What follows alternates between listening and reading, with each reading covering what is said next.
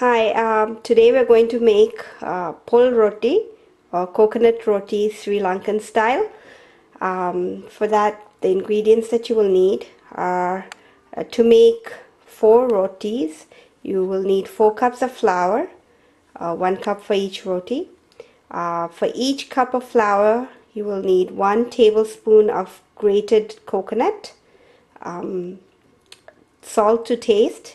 It's about 1 teaspoon, and 1 tablespoon of margarine, and some water to make a dough. The water should be lukewarm. So to begin, now first we will take the roti flour. It's just all-purpose flour, or you could use whole wheat flour if you like. And then add some salt to it to taste.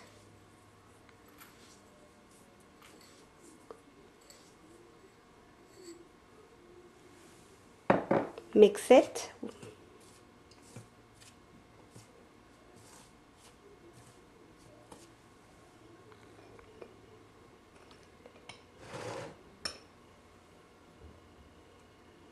And gradually add the coconut, the grated coconut, into the flour.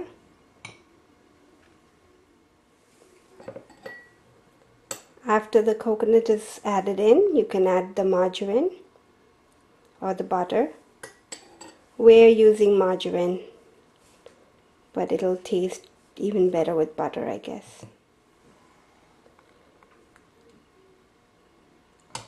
Gradually add in water little by little.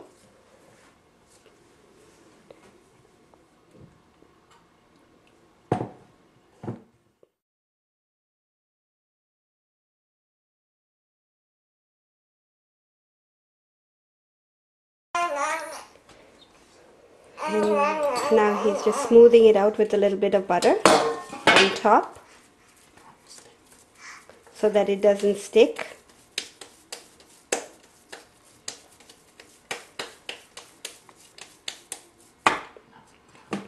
Now he's going to portion it out, and instead of making 4 small rotis, we're just going to make 2 big rotis.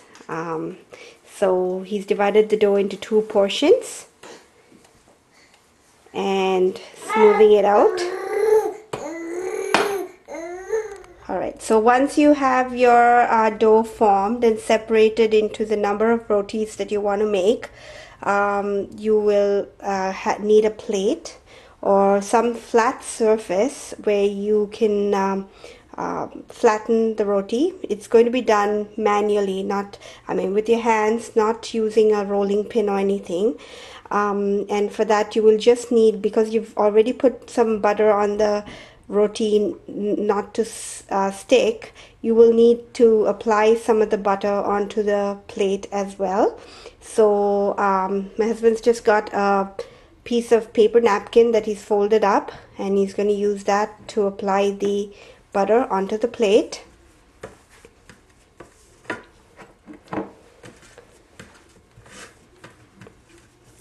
And in the meantime, we've also got a fry pan or a skillet heated on medium to medium high. Not too hot, because you want the roti to cook through and not burn. So medium to medium high, not too high. And then you will flatten out the dough with your palm, pressing it outwards. And a plate is ideal for this because you will get the round shape.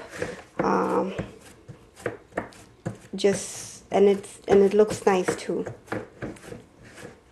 So not too thin, to about maybe a 1/4 inch thickness.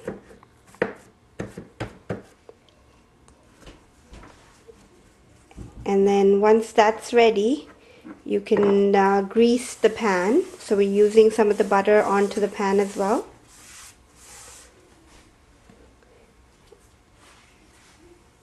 And then he's just going to transfer it from the plate onto the pan.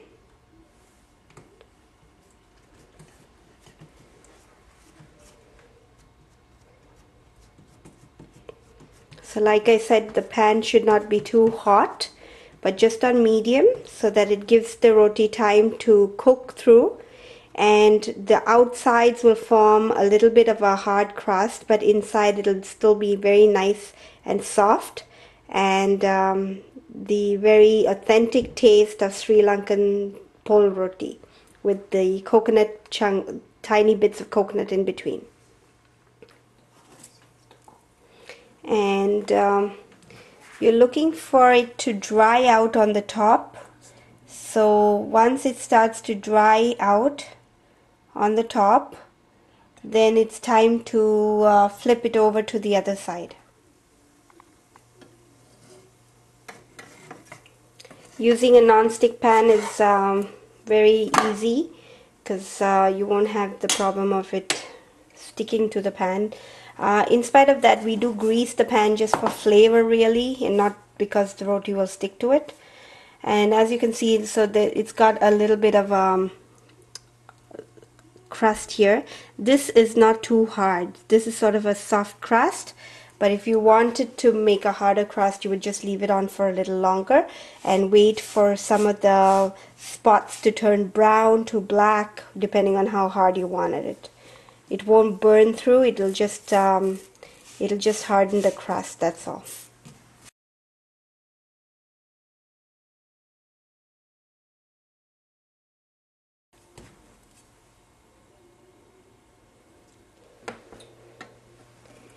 Now I even like to have the roti with syrup or kitul pani, which is syrup from a palm in Sri Lanka, and it has a very unique taste. So it's perfect for a rainy day when you want to have something warm, hot rotis with some syrup. As an alternative here in the West, we can even try maple syrup or table syrup that you would use with pancakes, and it will taste awesome.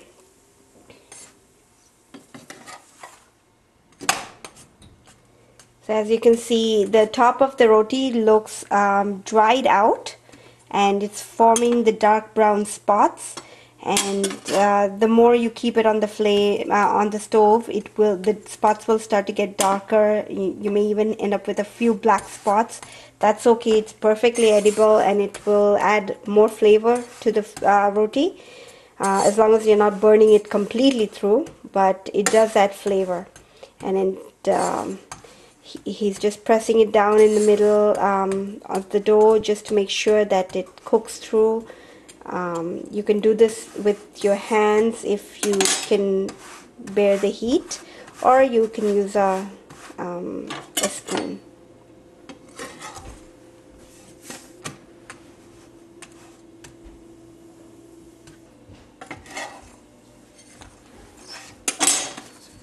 Okay, so it's done now, and it's hot roti. So we're just going to cut it up into quarters, and it should be ready. So here you have it, pol roti, coconut roti, and here we've served it with the pol sambal and a sprig of curry leaves for garnish. Or if you choose to have it with syrup, there is the pol roti, and it's served with kitul pani or kitul palm syrup, a specialty in Sri Lanka. So folks, try it out, enjoy. I know we will for dinner. Thank you.